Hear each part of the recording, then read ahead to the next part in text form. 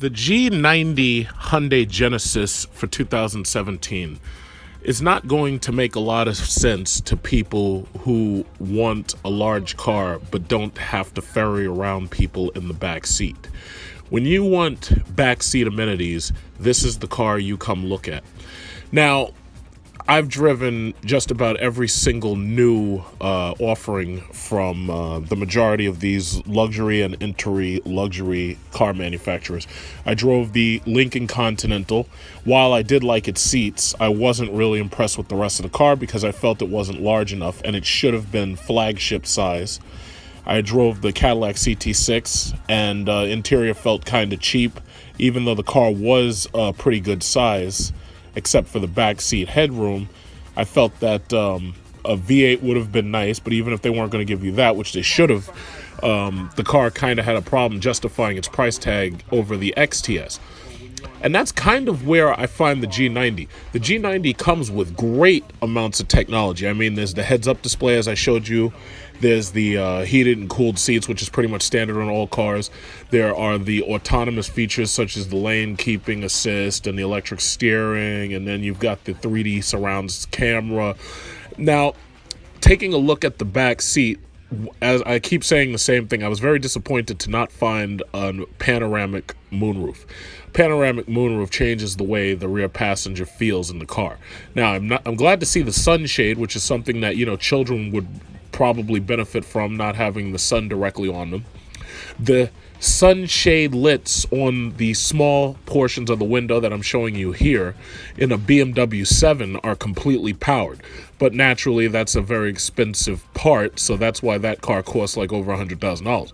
Here you have to pull it manually, and once you set them up in the first place, you're probably not going to be playing with them, so putting them back isn't really an issue.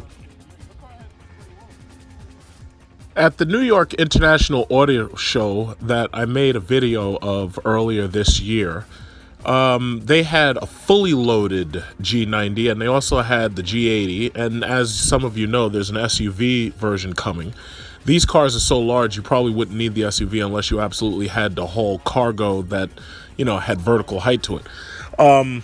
Televisions or monitors are pretty much standard or optional in the backs of just about every luxury, quote-unquote luxury car you can buy now. And it really would have been nice to have monitors in the back of this car. These things have just hit the market. They're just hitting the dealers, so you're probably not going to see them for a little while.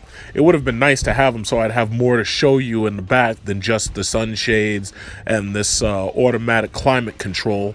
But I have to say, I played with every single device, I played with every single toggle, and I came back with nothing more than being impressed. This car really feels as if it's on the same level as a Lexus LS model. And some people hold Lexus in very high regard because of the long-term reliability past warranties.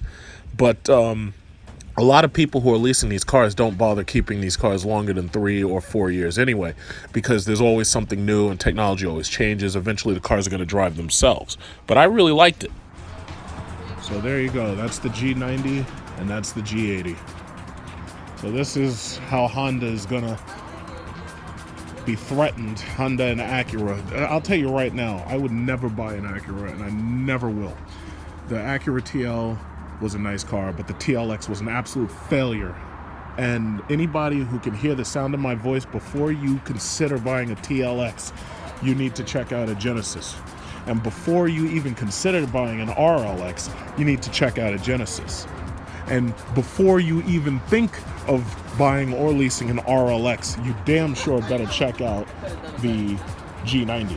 Because if you go with Acura for the RLX or the TLX instead of the G90 or the G80, you just took that money and you threw it away.